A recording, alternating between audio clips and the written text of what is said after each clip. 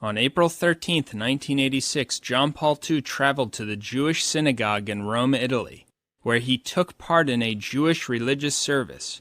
John Paul II even bowed his head with the other Jews and the chief rabbi as they said a prayer for the coming of the Messiah, who they explicitly believe is not Jesus Christ.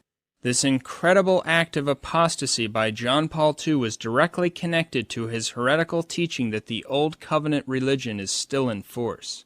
The Catholic Church teaches that with the coming of Jesus Christ and the promulgation of the gospel, the Old Covenant, that is, the agreement between God and the Jews through the mediation of Moses, ceased and was replaced with the new covenant of our Lord Jesus Christ.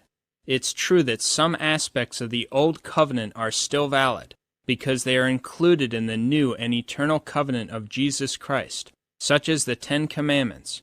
But the Old Covenant itself, the agreement between God and the Jewish people, ceased with the coming of the Messiah.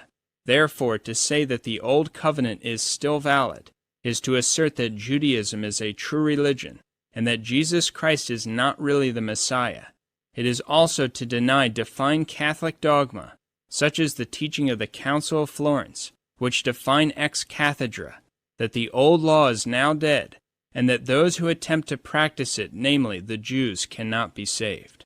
Pope Benedict XIV, ex quo primum number 61, March 1, 1756, quote, "The first consideration is that the ceremonies of the Mosaic law were abrogated by the coming of Christ, and that they can no longer be observed without sin after the promulgation of the gospel." Pope Pius XII, Mystici Corpus Christi, numbers 29 and 30, June 29, 1943, quote, "The New Testament took the place of the old law which had been abolished. On the cross, then, the old law died." Pope Benedict XIV, ex quo primum, number 59, quote, "However, they are not attempting to observe the precepts of the old law, which, as everybody knows, have been revoked by the coming of Christ." In an address to Jews in West Germany, November 17, 1980, John Paul II spoke of, quote, "the old covenant never revoked by God." John Paul II also taught this in his New Catechism, paragraph 121, quote, "For the old covenant has never been revoked."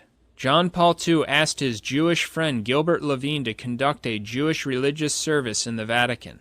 With John Paul II and the Rabbi of Rome in attendance, a Jewish service took place. During this service they sang Kol Nidra, the prayer sung on the holiest day of the Jewish calendar. Many Jews also lit candles during this ceremony. Levine remarked, quote, "It was like I was in a Jewish liturgical service in the Vatican. It was a night of prayer, of Jewish prayer." After the ceremony ended, John Paul II called for Levine to receive the Vatican knighthood. Levine became a knight commander of the Equestrian Order of St. Gregory the Great. Cardinal Lustiger of John Paul II's Vatican II Church bestowed the honor. Lustiger himself stated in a 1981 interview, quote, "I am a Jew. For me, the two religions are one." During an interview on CNN's Larry King Live, April 4, 2005, Gilbert Levine revealed that John Paul II gave his family a menorah and sent his sons letters of congratulations on the days that they had their bar mitzvahs. He also said that he received a letter from Cardinal Walter Casper of the Vatican II Church, in which Casper told Levine's family to be proud of their Jewish heritage and live it out to the full. Gilbert Levine has stated that John Paul II never gave him the slightest indication that he wanted to convert him. John Paul II's best friend was his lifelong friend Jerzy Kluger, who was a Jew. As a youth, John Paul II played soccer goalie with Kluger on the Jewish team against the Catholics. After John Paul II's October 16, 1978 election as Antipope, the very first, quote, papal audience that John Paul II gave was to Kluger's family.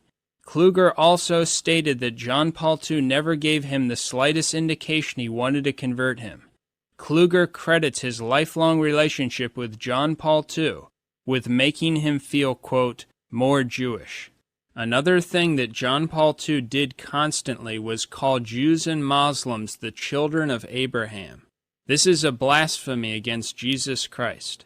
St. Paul clearly teaches in Galatians 3:29, quote, "And if you be Christ's, then you are the seed of Abraham. Only those who accept Jesus Christ are the children of Abraham.